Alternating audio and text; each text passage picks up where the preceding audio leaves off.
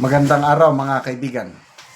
Bigyan natin ng reaction opinion itong post, ang balita ngayon. Title: Pilipinas handa na umanong palitan ang China bilang manufacturing hub ng Asia ayon kay Lloyda Lewis, yung kakamping number 1 Marcos enemy noon. Maaring pumalit ang Pilipinas bilang bagong manufacturing hub ng Asia kapalit ng China, ayon sa pananaw ng Filipino-American business leader at ultra-kakamping supporter na si Lloyda Nicholas Lewis. Sa programang Business 360 ng Bilyonaryo News Channel, sinabi ni Lewis na nagiging mas kaakit-akit ang Pilipinas sa mga dayuhang mamumuhunan dahil sa mataas na US tariffs sa Chinese goods at sa malakas na English-speaking workforce ng bansa. Binanggit din niya na kapansin-pansin ang pagbuti ng infrastruktura sa Pilipinas sa kanyang mga huling pagbisita, isang sinyalis umano ng lumalaking interest ng international investors na maghanap ng alternatibong production base sa rehiyon. Okay, pakinggan natin ang interview mismo dito sa Bilyonaryo News Channel. Across decades, as a Filipina, as an immigrant, and as a global CEO who's led through multiple crises, if you had to describe the Philippines today to a first-time investor, what would you say about us? Well, in the Asian countries, we are English-speaking. We have a very good employee base. And the only other thing is that they might say we could be a replacement for China because of the high tariffs that China's imports or exports to the United States. So the Philippines could be the next supply, the next, what do you call it now? Manufacturing hub in Asia for China's goods.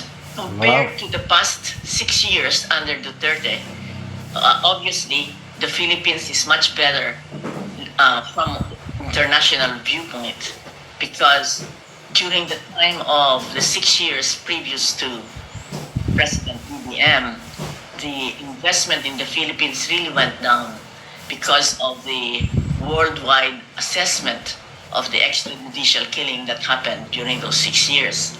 So I would say that there's a better look at the Philippines for a possible replacement of China as a manufacturing hub. Nagsusumbong kami. You see the Philippines across Yan, sinasabi niya, maraming mamumuhunan na darating dahil mas maganda ngayon kumpara kay Duterte. Nasaan yung mamumuhunan? Ito, nakabase ito sa US. Ang mga Filipino businessmen na nakabase dito, example, matandaanan ko lang yung presidente ng Employers Confederation of the Philippines, Mr. Sergio Luis Ortiz, halos zero na, wala nang nagpupunta dito ng mga investors, foreign investors, para maghanap ng opportunities para magnegosyo dahil sa korupsyon. Ayan, recent ko lang yan. So itong Miss Lloyda Lewis, na number 1 supporter ni Madam Leni nung nakarang election 2022, nagbago na. Gumanda na ang pananaw niya sa Marcos administration.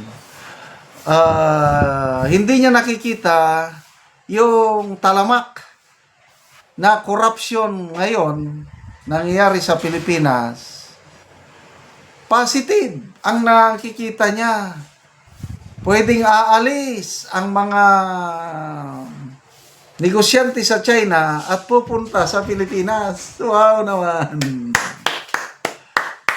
Talaga, believe ako sa Believe ako sa mga kakampik, Sino na bang kakampik na Si Attorney Rowena Guanzon lang ang naiwan na tunay na kakamping. Kung anong totoo, yun ang sinasabi ni Attorney Guanzon. All others, wala na, nagbago ng ihip ng hangin. Ayan, Laila de Lima, sino pa? Itong sina Hontiveros, Pangilinan. Anong sabi ni Senator Kiko Pangilinan noon? Huhukayin natin yan. Meaning yung bangkay ni late President Marcos Sr. na pinalibing sa libingan ng mga bayani. Huhukayin natin yan. Galit na galit sila sa mga Marcoses noon. Ngayon, wala na. Hindi na nila nakikita ang mga talamak na corruption, worst corruption history in the Philippines. Nangyayari ngayon. Wala lang. Wala silang ano. So, ito, napasama pa ang ating Tatay Digong. Wala daw mga investors panahon ng Duterte administration. Hoy, before nagka-pandemic pataas ng pataas. If my memory serves me right, nakaabot pa tayo ng mga 7% economic growth bago nag-pandemic. And then yung tourism natin lumalago na nasa more than 8 million foreign tourist arrivals tayo 2019. Dahil sa magandang nangyari sa Duterte administration. Chinese tourists, halos 2 million ang bumisita sa atin noong 2019. Ngayon, wala na.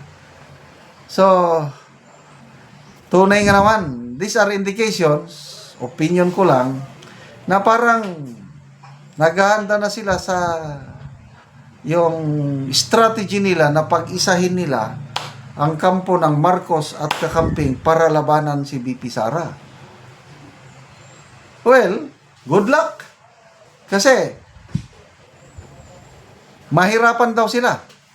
Inaamin nila kung kanya-kanya, yung mga anti-Duterte forces, kanya-kanya, mahirapan sila.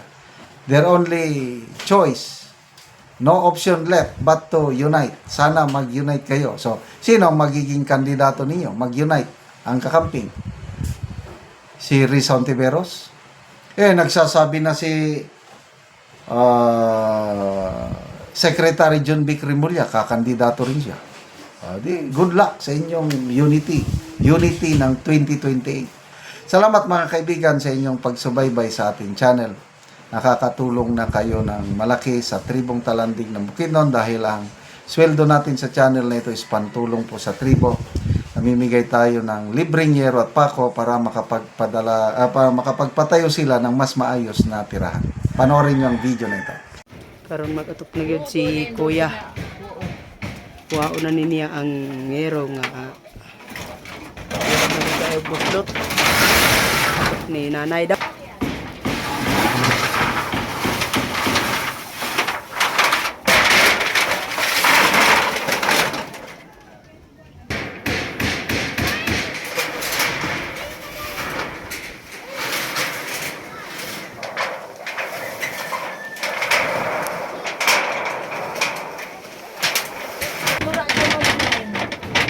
Isok-sok ba?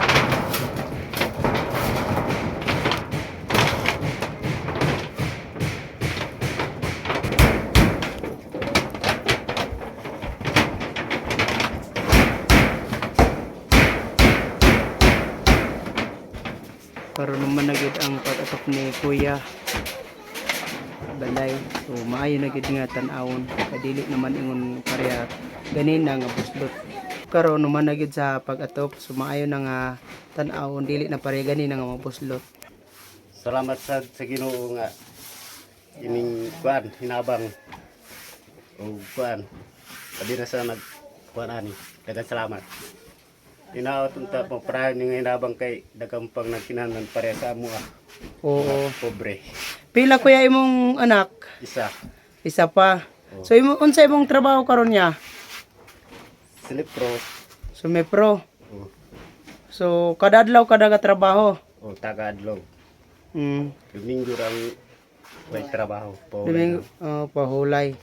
So makasuporta na sa imong mga anak kuya. Supporter mo yun. Wala gid pagpalit bugas unsa pa de ikinahanglan Bugas ra gyud ang makuan kuya, mga port. bugas ra gid. Sa panangyero kuya nga pangatop. So Wa na gid mabajitan. wala na nabudgetan. So igo lang sa pagkaon imong trabaho kuya. Igo ra gid sa pagkaon napagid binulan nga motor Salamat kayo kuya.